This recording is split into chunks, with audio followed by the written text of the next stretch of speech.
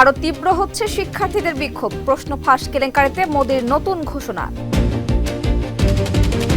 সিজেপির বিক্ষোভে তরুণীকে পুলিশের থাপ্পড়, ভাইরাল ভিডিও। আমরা তেল বেচতে না পারলে কেউ পারবে না, গালিবাফের কড়া হুমকি। সৌদির 2 জাহাজে ইয়েমেনি যোদ্ধাদের ক্ষেপণাস্ত্র হামলা।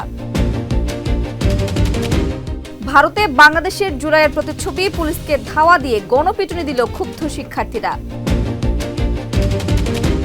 দাবানলের মতো বিদেশেও ছড়িয়ে পড়েছে মোদি বিরোধী আন্দোলন।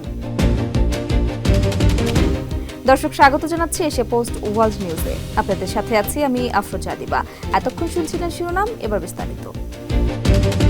ভারতের মেডিকেল ভর্তি পরীক্ষার প্রশ্নপত্র ফাঁসের ঘটনায় উত্তাল দিল্লির যন্তর মন্তর। দিন দিন আরও তীব্র হচ্ছে শিক্ষার্থীদের এই বিক্ষোভ। ককরোচ জনতা পার্টির তীব্র আন্দোলনের মুখে অবশেষে বড় ঘোষণা দিয়েছেন প্রধানমন্ত্রী নরেন্দ্র মোদি। ফেসবুক বার্তায় মোদি শিক্ষার্থীদের স্বার্থ সুরক্ষায় আপোষহীন থাকার অঙ্গীকার করে বলেন, যারা তরুণদের ভবিষ্যতের ক্ষতি করবে তাদের কোনোভাবেই ছাড় দেওয়া হবে না। বিস্তারিত প্রতিবেদনে। মেডিকেল ভর্তি পরীক্ষার প্রশ্নপত্র ফাঁসের জেরে ভারতের রাজধানী নয়াদিল্লির যন্তর মন্তরে ককরোচ জনতা পার্টি বা সিজেপির বিক্ষোভ আরও তীব্র হচ্ছে। এমন পরিস্থিতিতে আজ সকাল সকাল নতুন ঘোষণা দিয়েছেন দেশটির প্রধানমন্ত্রী নরেন্দ্র মোদি। তিনি বলেছেন, যারা প্রশ্নপত্র ফাঁসের সঙ্গে জড়িত তাদের বিচারের মুখোমুখি করা হবে এবং এ বিচার হবে দ্রুত বিচার আদালতে। ফেসবুকে মোদি লিখেছেন, আমাদের তরুণদের কল্যাণ ও ভবিষ্যতের চেয়ে বড় কিছু হতে পারে না। প্রশ্ন ফাঁসে জড়িতদের দ্রুত ও কঠোর শাস্তি নিশ্চিত করতে দ্রুত বিচার আদালত গঠনের সিদ্ধান্ত নেওয়া হয়েছে বলেও পোস্টে উল্লেখ করেন তিনি।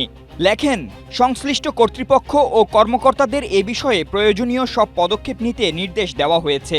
শিক্ষার্থীদের স্বার্থ সুরক্ষায় নেওয়া ধারাবাহিক উদ্যোগগুলোরই অংশ এটি বলেও জানান তিনি। বলেন, যারা আমাদের তরুণদের ভবিষ্যতের ক্ষতি করার চেষ্টা করবে তাদের কোনোভাবেই ছাড় দেওয়া হবে না। এই আন্দোলনে শিক্ষামন্ত্রী ধর্মেন্দ্র প্রধানের পদত্যাগ দাবি করা হলেও তিনি এখনও পদত্যাগ না করায় আন্দোলন বেগবান হচ্ছে। বিক্ষোভকারীরা শিক্ষামন্ত্রী ধর্মেন্দ্র প্রধানের পদত্যাগ ছাড়াও প্রধানমন্ত্রী নরেন্দ্র মোদিকেও ক্ষমা চাইতে বলছে। ভারতের দিল্লিতে ককরোচ জনতা পার্টির আন্দোলন চলাকালে এক নারী বিক্ষোভকারীকে থাপ্পড় মেরে চরম বিতর্কের মুখে পড়েছেন অতিরিক্ত উপপুলিশ কমিশনার সন্দীপ লাম্বা। সংসদ ভবন সংলগ্ন এলাকায় সোনম ওয়াংচুকের চলো সংসদ কর্মসূচি দমনের সময় ওই তরুণীকে লাঞ্ছিত করার একটি ভিডিও সামাজিক যোগাযোগ মাধ্যমে ভাইরাল হওয়ার পর দেশ জুড়ে তীব্র সমালোচনা শুরু হয়েছে। বিস্তারিত প্রতিবেদনে। ভারতে ককরোচ জনতা পার্টি বা সিজেপির আন্দোলন চলাকালে এক নারী বিক্ষোভকারীকে থাপ্পড় মারার ঘটনা ঘটেছে। দিল্লি পুলিশের অতিরিক্ত উপপুলিশ কমিশনার সন্দীপ লাম্বা ওই তরুণীকে থাপ্পড় মেরেছেন। ইতোমধ্যে এই ঘটনার একটি ভিডিও সামাজিক যোগাযোগ মাধ্যমে ভাইরাল হয়েছে। ভিডিওটি সামাজিক যোগাযোগ মাধ্যমে ছড়িয়ে পড়ার পর ব্যাপক সমালোচনা শুরু হয়েছে। ভারতীয় সংবাদ মাধ্যম জানিয়েছে, সিজেপি ও সমাজকর্মী সোনম ওয়াংচুকের চলো সংসদ কর্মসূচিতে আইন শৃঙ্খলা রক্ষার দায়িত্বে ছিলেন উত্তর পূর্ব জেলার এই পুলিশ কর্মকর্তা। সামাজিক যোগাযোগ মাধ্যমে ছড়িয়ে পড়া 36 সেকেন্ডের একটি ভিডিওতে তাকে সংসদ ভবন সংলগ্ন এলাকায় ওই নারী বিক্ষোভকারীকে থাপ্পড় মারতে দেখা যায়। ঘটনার পরপরই তাকে যন্তর মন্তরের দায়িত্ব থেকে সরিয়ে জেলা সদর দপ্তরে পাঠানো হয়েছে। তবে ঘটনার ব্যাখ্যায় দিল্লি পুলিশের একজন ঊর্ধ্বতন কর্মকর্তা জানিয়েছেন, ওই নারী বিক্ষোভকারীর হাতে পেরেক সদৃশ একটি বস্তু ছিল এবং বারবার সরে যেতে বলা হলেও তিনি সরছিলেন না। এজন্য পরিস্থিতি সামাল দিতে তাকে থাপ্পড় মারা হয়েছে।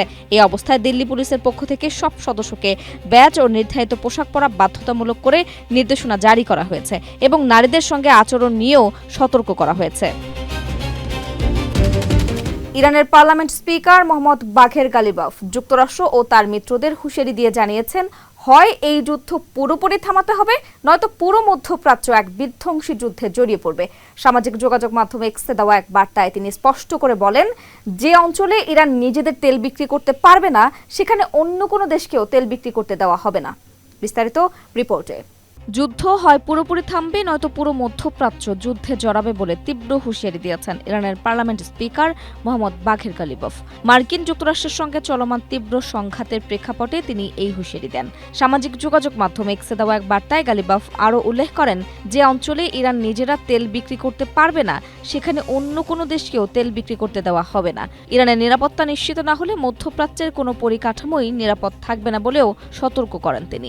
বলেন, মার্কিন সামরিক বাহিনীর সম্পূর্ণ অনুপস্থিতির উপরেই কৌশলগতভাবে গুরুত্বপূর্ণ হরমুজ প্রণালীর প্রকৃত নিরাপত্তা নির্ভর করছে এবং এটি আর কখনোই যুদ্ধপূর্ব অবস্থায় ফিরে যাবে না। 28 ফেব্রুয়ারি শুরু হওয়া মার্কিন ও ইসরায়েলি বাহিনীর হামলার পর থেকে এই অঞ্চলে তীব্র উত্তেজনা বিরাজ করছে, যা সম্প্রতি যুদ্ধবিরতি চুক্তির শর্ত ভঙ্গ ও পাল্টাপাল্টি হামলার কারণে আরও জটিল রূপ নিয়েছে। লোহিত সাগরে সৌদি আরবের এনসেলিয়া এবং লায়লা নামে দুটি বিশাল তেলবাহী ট্যাঙ্কার জাহাজে একযোগে ভয়াবহ হামলা চালিয়েছে ইয়েমেনের হুথি বিদ্রোহীরা। আল জাজিরার প্রতিবেদন অনুযায়ী ব্যালিস্টিক মিসাইল, ক্রুজ মিসাইল এবং আত্মঘাতী ড্রোন ব্যবহার করে এই আক্রমণ চালানো হয়েছে, যার ফলে একটি জাহাজে ভয়াবহ আগুন ধরে যায়। বিস্তারিত প্রতিবেদনে। লোহিত সাগরে সৌদি আরবের এনসেলিয়া এবং লায়লা নামে দুটি তেলবাহী ট্যাঙ্কার জাহাজে হামলা চালিয়েছে ইয়েমেনের হুথি বিদ্রোহীরা। সম্প্রতি হুথিদের ঘোষিত সামুদ্রিক অবরোধ লঙ্ঘনের দায়ে এই যৌথ হামলা চালানো হয় বলে জানিয়েছে আল জাজিরা। প্রতিবেদনে বলা হয়, হুথি মুখপাত্র ইয়াহিয়া সারির দাবি অনুযায়ী জাহাজ দুটিতে একই সঙ্গে ব্যালিস্টিক মিসাইল, ক্রুজ মিসাইল ও ড্রোন দিয়ে হামলা করা হয়েছে, যার ফলে একটি জাহাজে আগুন ধরে যায়। দায় স্বীকার করে তারা জানায়, গত 12 বছর ধরে ইয়েমেনের সাধারণ মানুষের উপর সৌদি আরব যে অন্যায্য অবরোধ জারি রেখেছে, এটি তারই পাল্টা জবাব। নৌ অবরোধের ঘোষণার সময় তারা স্পষ্ট হুঁশিয়ারি দিয়ে জানিয়েছিল, লোহিত সাগরের কৌশলগত প্রবেশদ্বার বাব এল মান্দেব প্রণালী দিয়ে সৌদির কোনো জাহাজ আসা যাওয়া করলেই কঠোর হামলার মুখোমুখি হতে হবে। এদিকে দুটি জাহাজে হুতিরা হামলার দাবি করলেও সামুদ্রিক নিরাপত্তা সংস্থা ইউকে মেরিটাইম ট্রেড অর্গানাইজেশন দিয়েছে ভিন্ন তথ্য। সংস্থাটি জানিয়েছে, সৌদি উপকূল থেকে প্রায় 130 কিলোমিটার দূরে একটি জাহাজে হামলার ঘটনা ঘটে এবং এতে আগুন ধরে যায়। তবে ওই জাহাজের ক্রুদের হতাহত হওয়া বা ক্ষয়ক্ষতির বিষয়ে তাৎক্ষণিকভাবে নিশ্চিত করে কিছু জানাতে পারেনি তারা। লোহিত সাগরে তাদের মালিকানাধীন এনসেলিয়া নামের একটি জাহাজে হামলার কথা নিশ্চিত করেছে সৌদি আরব। দেশটির রাষ্ট্রীয় বার্তা সংস্থা এসপিএ এ তথ্য জানিয়েছে। ভারতের রাজধানী দিল্লি এখন এক অগ্নিগর্ভ রণক্ষেত্র। নিট পরীক্ষার প্রশ্নপত্র ফাঁস এবং শিক্ষামন্ত্রীর পদত্যাগের দাবিতে ককরোচ জনতা পার্টি সিজেপির আন্দোলনে 2024 সালের জুলাইয়ের বাংলাদেশের ছায়া দেখছে বিশ্ব। পরিস্থিতি নিয়ন্ত্রণে যন্তর মন্তর এলাকায় টানা 12 ঘন্টা ইন্টারনেট বন্ধ রেখেও দমানো যায়নি বিক্ষুব্ধ শিক্ষার্থীদের। সংসদ মার্গে পুলিশের টিয়ারশেল ও লাঠি চার্জের জবাবে পাল্টা ধাওয়া দিয়ে এক পুলিশ সদস্যকে বেধড়ক গণপিটুনি দেয় আন্দোলনকারীরা। বিস্তারিত রিপোর্টে। দিল্লির রাজপথ যেন বাংলাদেশের সেই 2024 সালের জুলাইয়ের পুনরাবৃত্তি হচ্ছে। এবার দিল্লির রাস্তায়ও পুলিশকে ধাওয়া দিয়ে গণপিটুনি দিল ক্ষুব্ধ বিক্ষোভকারী শিক্ষার্থীরা। নিট পরীক্ষার প্রশ্নপত্র ফাঁস এবং শিক্ষামন্ত্রীর পদত্যাগের দাবিতে ককরোচ জনতা পার্টি বা সিজেপির চলমান আন্দোলনকে ঘিরে ভারতের রাজধানী দিল্লিতে উত্তেজনা চরমে পৌঁছেছে। পরিস্থিতি নিয়ন্ত্রণে আনতে যন্তর মন্তর এলাকার 1.5 কিলোমিটার ব্যাসার্ধের মধ্যে গতকাল বুধবার সন্ধ্যা 6টা থেকে আজ বৃহস্পতিবার সকাল 6টা পর্যন্ত টানা 12 ঘন্টা মোবাইল ইন্টারনেট পরিষেবা সম্পূর্ণ বন্ধ রাখার নির্দেশ দিয়েছিল প্রশাসন। হিন্দুস্তান টাইমসের এক প্রতিবেদনে দিল্লি পুলিশের বরাতে জানানো হয়েছে, সংসদ মর্গের পার্ক হোটেলের কাছে বিক্ষোভকারীদের উপর টিয়ারশেল ও লাঠিচার্জ করা হলে পরিস্থিতি আশঙ্কাজনক রূপ নেয়। এ সময় ক্ষুব্ধ আন্দোলনকারীদের তাড়া খেয়ে পালাতে গিয়ে একজন ইন্সপেক্টর সহ অন্তত 5 জন পুলিশ সদস্য গুরুতর আহত হয়েছে।